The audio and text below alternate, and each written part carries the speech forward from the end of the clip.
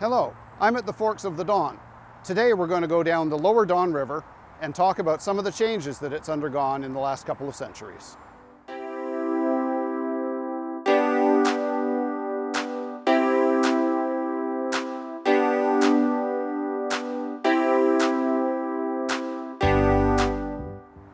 Behind me is the old Don Mills Road bridge over the east branch of the Don.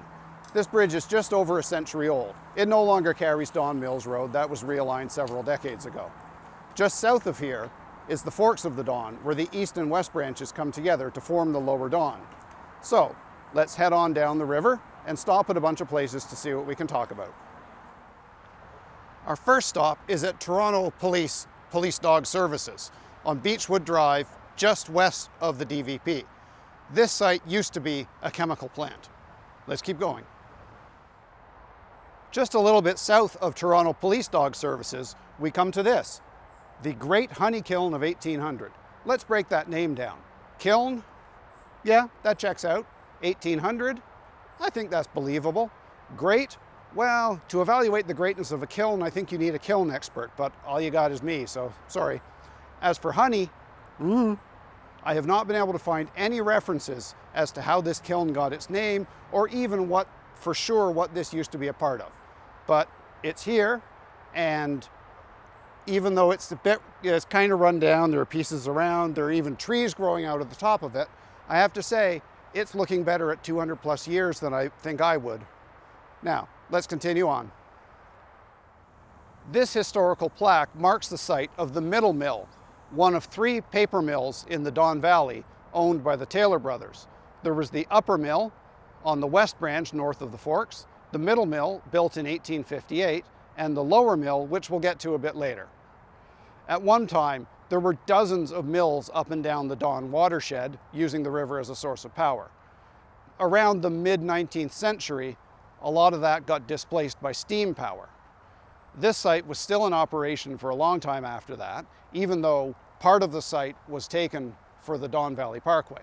Ultimately, Domtar was the owner of this site when it closed in 1989. And in the early 1990s, the old mill was knocked down and the site was reclaimed as parkland. Now, we are on the east side of the Don. Let's head over toward the west side because there's some stuff to look at there. On our way toward the river, we come to this, the remnants of railroad tracks crossing the path. My suspicion is that this was probably an industrial spur leading over to the pulp and paper mill that we were just at. After all, railroads are a great way to transport industrial products. Also, you'll often find railroads in river valleys such as this one. The railroad needs a relatively shallow slope to get from the lake shore up to the higher ground farther away from the lake because railroads can't handle steep grades. And this valley has a reasonably shallow slope. So there were a number of railroads that used this valley over the years. Let's move on that way. And here is the main line. This is the Metrolinx Bala subdivision, originally built by the Canadian Northern Railway and now used by GO Transit as their Richmond Hill line. This is the line that the industrial spur over there would likely have come off. And behind me is one of the many bridges where this line crosses over the Don River.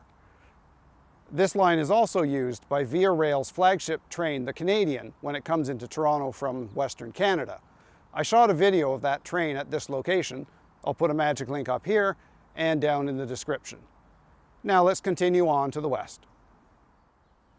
We're on the west side of the river now, a little bit north of our last stop, and here we are at the North Toronto Sewage Treatment Plant, built in 1929. Its main function is obvious, but it has an additional function. Because it discharges its treated water into the Don River, it helps maintain the river's flow even during dry times. Now, let's continue on south on this side of the river. This area is known as Sun Valley. It's the site of a former brick factory. And then from the 1930s to the 1960s, it was used as a landfill. Since then, it's been reclaimed. It's now largely a nature area with a bunch of recreational trails running through it. Now we're going to head a little bit down the slope toward the river to our next site. Our last location, Sun Valley, was partway up the rim of the valley over there. This is Cottonwood Flats, down on the valley floor. In the mid-20th century, this site was the home of an insulation factory. After that, the area was used as a municipal snow dump for dumping excess snow removed from roadways. Since then, just like Sun Valley, Cottonwood Flats has been remediated, and it's now mostly plants with some trails running through it. Let's continue on down the river. I'm on the grounds of Todmorden Mills. This is the lower mill that we talked about earlier in our discussion of the Taylor brothers and their 3 paper mills. It was originally built as a sawmill, but it was subsequently converted into a paper mill. Now, if you've ever driven along the Don Valley Parkway through this area near Pottery Road, you may have noticed that the profile of the eastern valley wall is concave. And right here behind me is an oxbow lake. This is not a coincidence. This is the original course of the Don River, and it carved out that scooped section in the profile of the valley wall. The river's course was straightened as part of the project to construct the Don Valley Parkway, and it's now over there. This bridge behind me is known as the Half-Mile Bridge. Now, the name's wrong. It's actually a little under 1/4 mile in length. Maybe it's exaggerating to try and impress people, I don't know. CP Rail built a rail line and a bridge through here in the 1880s. By the 1920s, it already needed to be replaced because trains were getting bigger and heavier, and the locomotives needed to haul them were getting bigger and heavier, and the old bridge just couldn't carry the load. So, how do you replace a bridge on an active rail line? Well, they had an interesting solution to that. They built the new bridge piece by piece beside the old bridge, and in the gaps in the schedule between trains, they would slide out a piece of the old bridge, slide the new piece of the new bridge into place, and over time, piece by piece, they replaced the whole bridge without interrupting rail traffic. Very clever.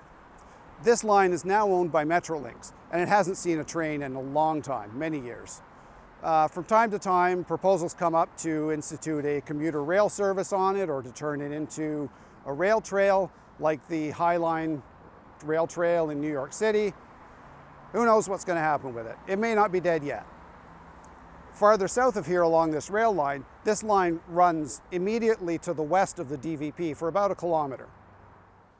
And here we are at the Don Valley Brickworks, set up in the late 1880s by the Taylor brothers. Yep, the same ones we keep running into. They discovered that this area was a great place to quarry clay for making bricks, which explains the wetland behind me. This is part of the old quarry. And it's just efficient to set up your brickworks right next to where the clay comes from. This site operated for almost a century before being shut down in the 1980s. As an aside, in the excavation of this area for the quarry, it's turned out to be a great place for geologists to study the geological history of Toronto.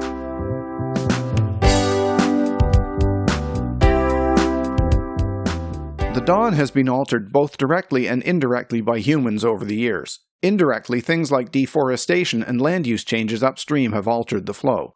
Direct factors include water diversion, sewage, although mostly incidental until the late 19th century, and industrial waste primarily in the lower stretches of the river. The unhealthy and stinky river was a factor in the city's core migrating west, away from its original location closer to the river. In 1881, the mayor visited Cleveland and was impressed by the improvements they had made to the Cuyahoga River. Now, you may be laughing since the Cuyahoga is famous for catching fire, and it had indeed caught fire many years before the mayor's visit, but it only really became legendary for its flammability in 1969. The lower reaches of the Don were channelized in the late 19th century, and as you can see, it's unnaturally straight. It was intended to be wide, deep, and navigable, but cost overruns and a pesky layer of shale below the riverbed ended that plan. It was intended to flush out sewage and waste, but it wasn't deep or fast enough to do that either. It was intended to end flooding, but upstream changes, including deforestation, kept the floods happening.